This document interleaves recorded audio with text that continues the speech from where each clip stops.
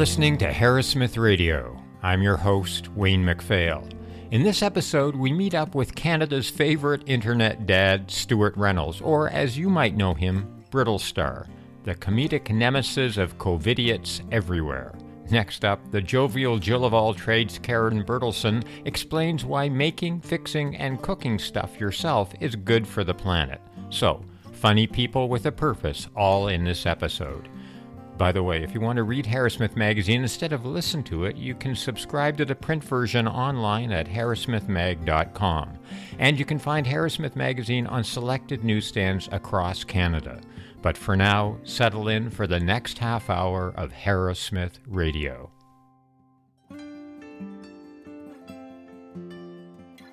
Stuart Reynolds, a.k.a. Brittlestar, got famous 6 seconds at a time on the once popular short video sharing platform Vine. But these days, Brittlestar, more on the name later, has won the hearts of the YouTubers with his deadpan takes on mask wearing and taking humorous jabs at folks who don't want to get one. We talk about his musical and Scottish past and his plans for humor on the other side of COVID, Omnicron variant notwithstanding. Hey, Stuart, thanks very much for joining us. I want to start off by asking a question a lot of people probably have. Why Brittlestar? My wife was joking that maybe his last name is Galactica, right? Why Brittlestar? Why not Stuart? Well, thanks for having me on. And it's funny because someone yesterday or the day before in a meeting with me said, I've been referring to you as Battlestar for ages. And I thought that's close enough. No, it was because back in 2004. That's your older brother. Exactly. Back in 2004, I was making an album and doing that with some help from a guy named Stephen Duffy, who's Stephen Tintin Duffy, one of the founding members of Duran Duran. And he was great and really good. But then I realized I couldn't just release an album under the name Stuart Reynolds. I thought no one's going to wear a T-shirt with Stuart Reynolds on it. That's a horrible name. I mean, I like my name, but it's not a cool name. It's not like David Bowie or something. So I decided, well, I better pick something else. So my oldest son, Owen, had this marine life book and had the starfish section. And there were these starfish called Brittlestars, and they're kind of the ugliest of the starfish. But they can see through their tentacles and they defecate out of their mouths. And I was like, that's perfect. That's the name for me. So I just jammed the Brittlestars together, made it singular, so Brittlestar. And I thought, well, that sounds cool. I like the word star, and brittle's kind of true because as much as I may seem like an extrovert, I think I'm just sort of compensating for social anxiety. So it all worked out perfect. I want to talk a little bit about your musical background because it's clear from a lot of the parodies you do, like the Smiths album and other songs that you've done, that you have some serious musical chops. So tell me a little bit about your musical background. Sure. So yeah, I've been doing music for most of my life, and then doing it sort of when I was about 16, we started really working hard at creating demos, and we were getting meetings with record companies and all that kind of stuff. For a short while, I was being trained by EMI's vocal coach, and it was very exciting. And same vocal coach in Toronto as Thor, the heavy metal singer. That was really great. I did not sing heavy metal. I was a much more of a new wave guy. And yeah, so I mean, it's just been kind of part of my DNA, really. I mean, I think I know my mom is a singer and a performer. Both of my grandfathers were performers as well. And anyone who makes music and writes music or creates music or even just plays music, I think you realize the older you get, you can't shake it. No matter how much you might want to it sometimes, you just can't shake it. And you just got to scratch that itch. So I'm fortunate that I can kind of still do that, which is fun. It's great that you can sort of weave it into the comedy stuff as well, because it really adds to it. I want to talk a bit about your parents, because your parents are Scottish. You grew up in Scotland, but they came over here in Stratford in 1968, right? Yeah. That's right. Yeah. So my parents emigrated from Scotland to Canada in 1968. I mean, they came over in that sort of, there was a big push at the time where people were getting paid to leave Scotland, basically.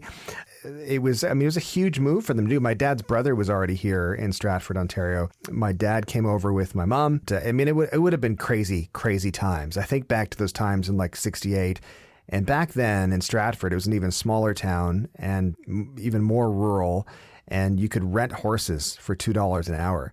So my dad would go down as a 23 years old, 24 years old. He'd go down to the local hotel. He'd have like a few beers and he'd be like, I got to rent a horse and drive a horse home. That sounds fun. That sounds like something you'd do in Canada. Right. And so he would like show up at the apartment balcony and like sort of like knocking on the railing. And then my mom would come and he'd be like the same height as her, except he'd be on a horse. A lot more fun than Uber. Holy crap. Exactly. So, and you went back to Scotland, right? Because you Yeah. in one of your videos, you talk about going back to Scotland, and you certainly had figured out how to do a Scottish accent. Tell me about your time in Scotland. It was a wonderful time. I mean, myself and my wife, before we were married, she was doing teachers college at Jordan Hill, which is part of the University of Glasgow. And so we both moved over there for the year for her to do school. And I worked at Virgin Records in Glasgow at the Megastore as a buyer. And got the job because they asked if I had a CV, sort of trying to put me off. Like, do you have a CV? And I was like, yeah, I do. And I opened up this bag with like a whole bunch of them. They're like, oh my God, we'll hire you right away. Ended up getting an office and having too much responsibility, and only once mistakenly ordering in, I think, £600,000 worth of stock on one day. That only happened once, which was good. But I mean, I loved Scotland. Scotland has an amazing sense of community. And, you know, I certainly experienced that with my family and extended family who are largely all Scottish. And, you know, when you go to, that's kind of how I equate kind of my comedy to the sort of pub style of entertainment. It's like, it's a dirty joke that you're okay telling in front of your grandma. You know, you can still, it's okay because she's in the pub too. That idea of you go into a British pub, and then if you go to the lounge side, and there's a whole bunch of different people there, like old, young, male, female. It's just everyone's kind of hanging out together, and this sort of really awesome sense of community. But when it came to the end of the time there, I could have stayed on and moved up in Virgin. My wife could have had a teaching gig. She had a teaching job offered to her. But we were like, nah, I think we want to go back to Canada to raise kids if we're going to have kids. So that was the end of our journey there. And you came back to Stratford. We did. Yeah, we came back to Stratford. And I was hesitant to come back because it's a small town. It's about 36,000 people. And I grew up here. I was born and raised here. So there's the negative side of being born and raised in a small town is that everybody knows your business and everyone knows who you are. The great side of living in a small town is that everyone knows your business and everyone knows who you are. And from a parenting angle, I remember saying to Shannon, the best part about growing up in Stratford is that it's practically impossible to get served underage because the bar staff all know who your parents are and they know exactly how old you are. Right. I want to talk a little bit about how you came back to Canada and then became an internet sensation in 6 seconds, right? Because you really sort of broke through with a social network, content creation / social network called Vine, which is sort of like, you know, TikTok for somebody with attention deficit disorder, right?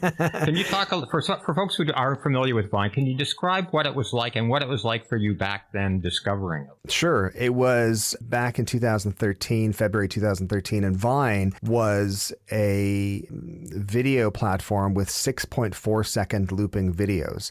So kind of like GIFs, like your GIFs you'd see, except they'd be with a sound. It would be like a little video and it would loop. So it became this sort of amazing platform because it was perfect for comedy and perfect for digesting and consuming a ton of comedy because you didn't have much time for the setup and punch. It was like setup, punch, that's it. If you're lucky, you got a beat in before the punch.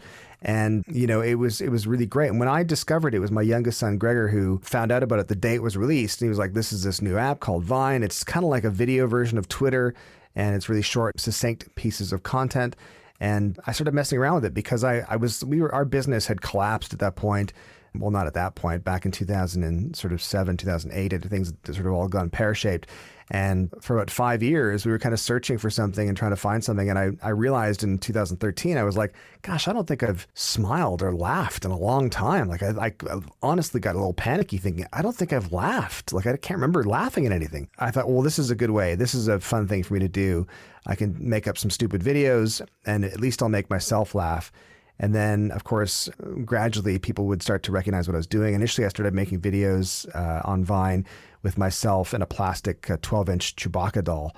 Because I couldn't be in the videos by myself. That'd be ridiculous. I had to have a co-star. So obviously Chewie was it. And then I'd get the bartender down at our local pub and he'd be like, hey, we watched you and Chewie's new video. It was hilarious. We really enjoyed it. And I was like, wow, people watch this stuff. Maybe this is something I can do. And then thankfully it turned into something I get to do. I want to keep on this, but you mentioned that your business collapsed. What was that business? So we had a web development and hosting business that was for about 10 years. And someone hacked it. We'd been hacked before and sort of survived okay, but someone hacked the business. And within about 48 hours, we lost about 70% of our clients because it was the worst possible time for us to be hacked. We were swapping data centers to improve our servers. And the UK firm that we had hired to oversee security dropped the ball. It was really awful. It was really, really terrible. We had about 11 employees, 13 employees at that time, counting the part-timers. And it was like everything just we had built up from nothing had just like been taken away from us. And it was really, and then of course the recession hit in 2008. It was like, well, nothing was happening. No one was spending money. We couldn't do anything. Nothing was happening. And we just basically had to sell what was left of it in 2009. And that kind of left me like, I don't know, what do I do now? I mean, I had, because the business had been doing so well until we got hacked and lost all our clients, I had like a tax bill that was like almost 10 times as much as what I made in 2008. And it was like, I don't know how I can do this. I can't just get a job. I can't just go work somewhere. I'm going to have to try to make money at a different scale. And so that led me to voiceovers, and then voiceovers led me to, making the videos on Vine. And then thankfully that's turned into a thing for us, which is, I mean, how great is it to be able to get up in the morning as a middle-aged guy in the suburbs with a family, for a family of 4 and be like, all right, let's just create something today. How fun is that?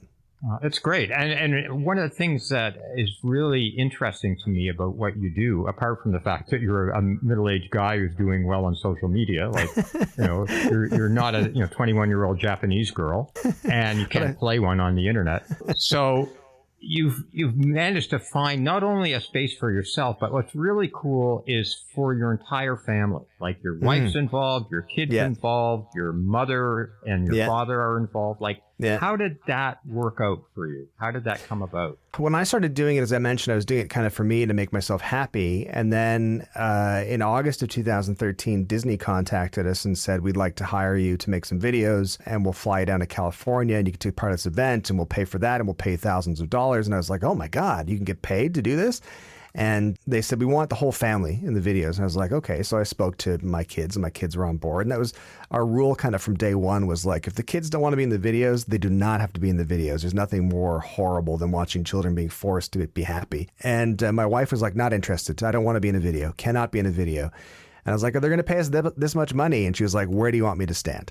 So it was kind of a case of we were really looking, it was like fiscally dire for us. It was really, really awful. It was like notice on the door of the house, the whole bit. So when this opportunity presented itself to us, we were fortunate to have a little bit of entrepreneurial awareness of opportunities. And we were like, all right, this is what we do now. This is apparently what we do. So it was kind of all hands on deck, and everyone helped. How do you sort of square the circle of wanting to have a brand and a personality that's genuine and honest and honorable, and at the same time produce content for commercial ventures who are pushing their own agenda and their own products? How do you not become a shill? It's interesting. I mean, when I started, of course, like Disney was our first branded content deal.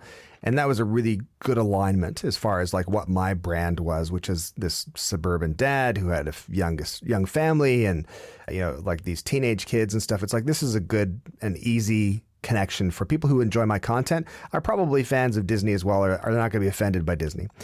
And then shortly after that, my second one, brand deal, it was like 3 months of nothing. And I was like, well, that's it. I'm never going to make any money again, apparently. And this whole thing's dead. And then this dating app contacted me and said, we'd like you to make videos. And I was like, dating app? I'm like a evidently married father of 2 boys. And I seemed fairly happy in my marriage, so I don't know why I'd be advertising a dating app. But I was like, I guess this is, if I want money, I better do it. So I did like 3 ads for them, did a horrendously ridiculous one the last time because I was like, I can't do this anymore because it doesn't align with my brand. It doesn't make sense. So I made a really silly version of this dating app where I was in the forest and I was going to hook up with a squirrel. And people, like the company hated it, but it got 21 million views, which was great, but also horrible. And so I think as far as, not becoming a shill, I try to sort of stick to, be choosy about the brands I'm working with. And I said for lots of different reasons. One, if it's not a good brand alignment, meaning if it doesn't make sense for the people who already follow me, they're not going to be like, why are you doing this? Like, I'm not going to advertise guns. Something right. Smith & Wesson offer me. Yeah, I'd be like, yeah, that's not my thing. I'm not doing that. And even more recently, like from a business perspective, I was asked to do a campaign for a whiskey. And I was like, I can't because I have my own line of stuff and it's not going to work out well. So I'm learning over the past like 8.5 years, I've learned to kind of be a bit more choosy about the brands I work with so that they do make sense for the people who already follow me, because 95% of the content we make is original content, meaning not for anyone. It's just sort of content we're making for fun. And if you enjoy it, that's it's amazing. So I built up this relationship with people, and it's a very intimate relationship on social media. People are usually watching on their phones. When they're watching on their phones, they're in bed, or they're in the bathroom, or they're waiting in line somewhere, or like and they're holding your whole being in their hand, in the palm of their hand. So that kind of trust level requires some care, and it requires some consideration so that when I'm working with a brand, it's got to feel good. Like there's a branded campaign coming out in 2 weeks' time with a tire company, with Cal Tire. And it's like, great. Yeah, they're a good company. They've got a good reputation. And that's exactly the kind of thing I would be talking about is winter tires. I'm a dad. Of course I'm talking about that. So that kind of thing makes sense. And that makes it easier to digest for the viewer, I think, and the followers. And I think that I find it funny. Very few people have called me a sellout. But I think, you know what? I wake up in the morning and I get to be creative and make stupid videos. Like, okay, sure. If you want to call that a sellout, great. I'll take it.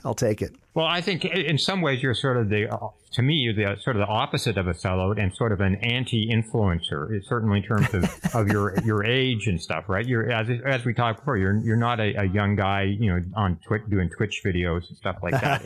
It's very straight on your brand, what you sell. So I think it's fantastic.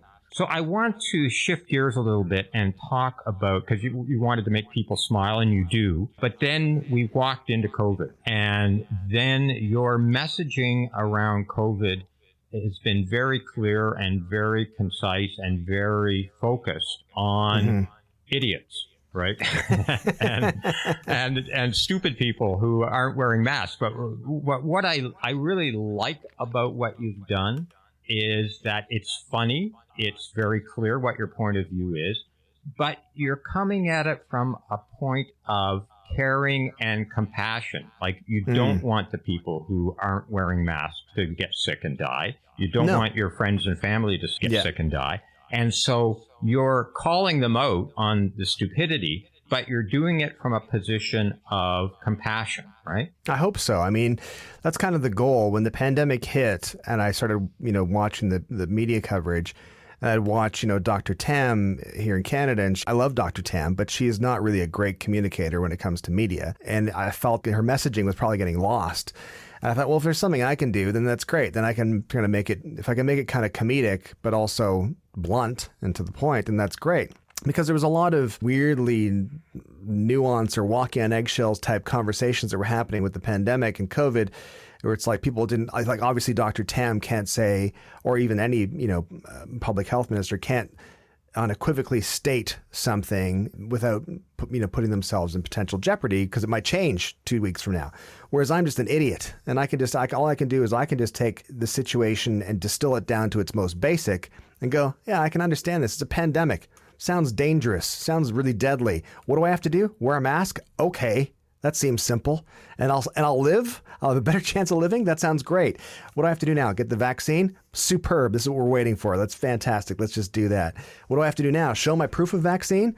That doesn't sound like a hard thing to do. I'm still on board. Let's go. Let's do this. So I think that was my job, sort of fell down to trying to take this very weird time in history. And people haven't really fully grasped how historic this moment in time is. You think back and it's like, oh, well, I can understand why some people aren't grasping it, because it is really, really weird to have this worldwide pandemic. You sort of think, well, that can't be the case. It's like, well, sometimes it just is. That's just what's happening. And it's easier to kind of just be like, well, the pandemic happened and that's how we deal with it. And I think that making fun of people who aren't complying or whatever, I mean, that was partly based in anger. It's a bit of my therapy as well, my own personal therapy, because it let me sort of express how people were feeling. Kind of like, hey, listen, everyone else, the majority of people are doing what they're supposed to do. If you clowns would just join in too, we might get further ahead and get out of this faster.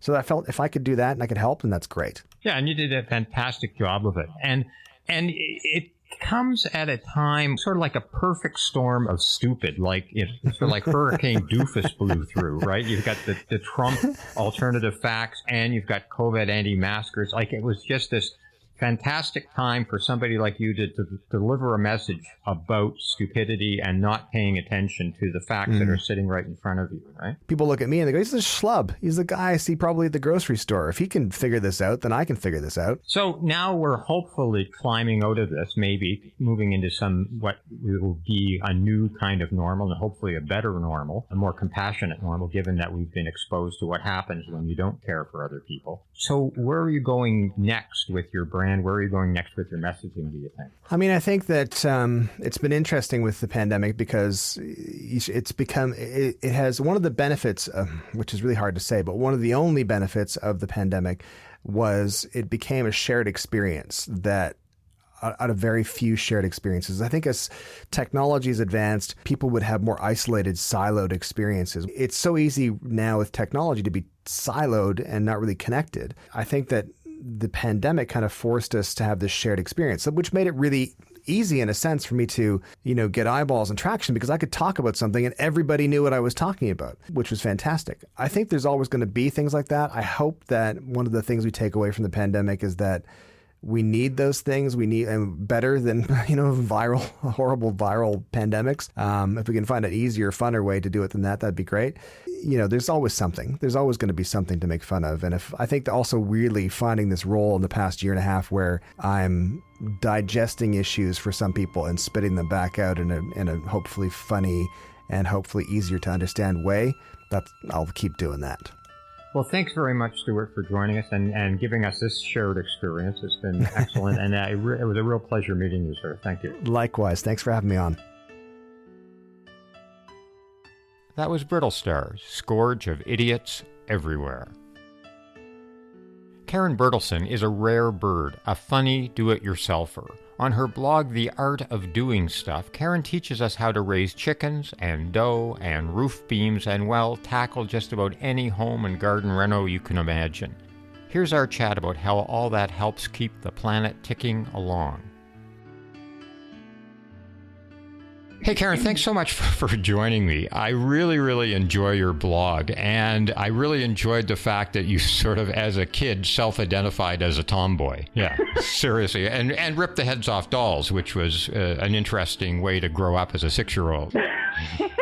Yeah, it's who I was, and I have to say it's kind of who I am. Right. Still, it was innate. So anybody who reads your blog will, and I hope people discover it if they haven't read it, will learn that you're sort of a Jill of all trades, right? Like you do all sorts of stuff make stuff, fix stuff, grow stuff, teach people how to do those kinds of things. So I want to talk about that in the context of sustainability and why it's important that people learn the kind of skills that you have taught yourself and gone to a lot of trouble to teach yourself and to teach others about. The importance of it is pretty obvious when you look at it in the context of two things, climate change, and when you look back at the pandemic. There were certain times when if you didn't know how to do something, how to make something, how to fix something, you were going to be screwed. I have a friend in New York who has never cooked a meal in her life, and she had to learn how to cook. So she actually, through, being forced through the pandemic into learning how to cook. She's back to not cooking anymore, but now she has that skill.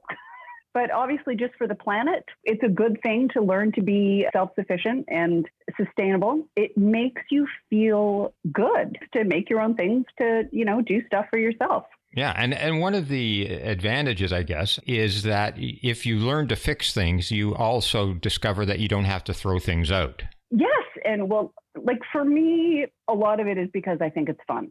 I have always liked taking things apart. And then oftentimes all I had to do was put it back together and it would work. And to me, that was fun. But if you can fix something, it'll last. It could last for, several years. Like with my laptop, I have the world's worst laptop, but I've done what I can, believe it or not, to fix my laptops and have them last longer than Apple would like me to have them last.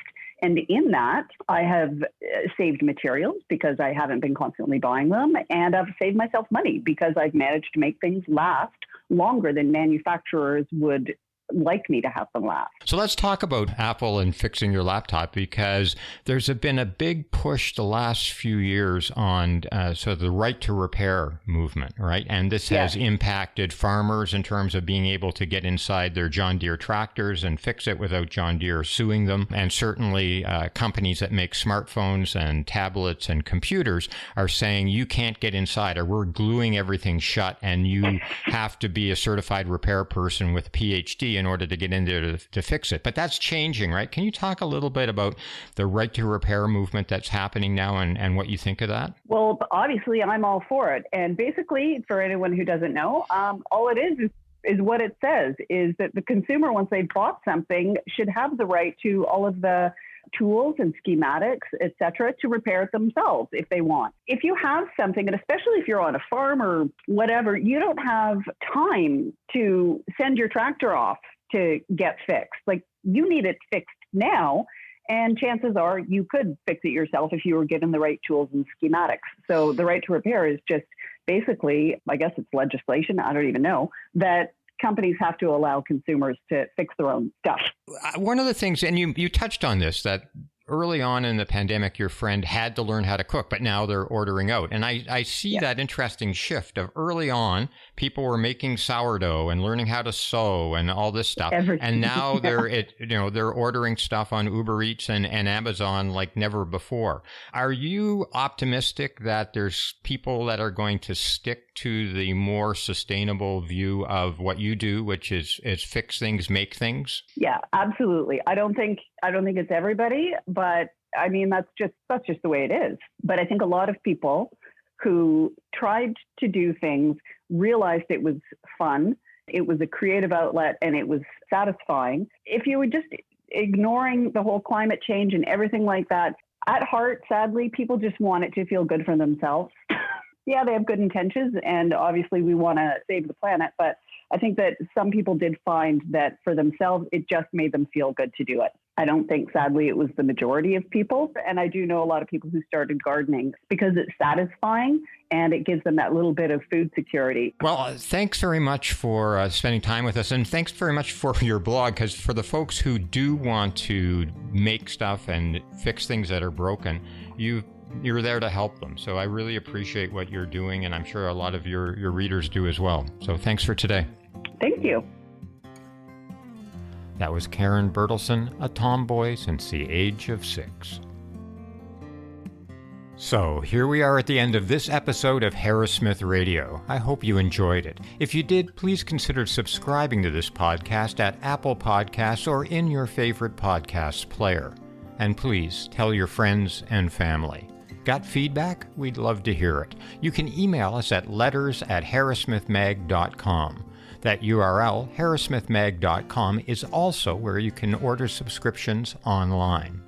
And you can find Harrowsmith Magazine on newsstands of selected stores across Canada. Until next time, for Harrowsmith Radio, I'm Wayne McPhail. And also, until next time, remember these 4 words: make, grow, sustain, share. Tune in for the next episode of Harrowsmith Radio.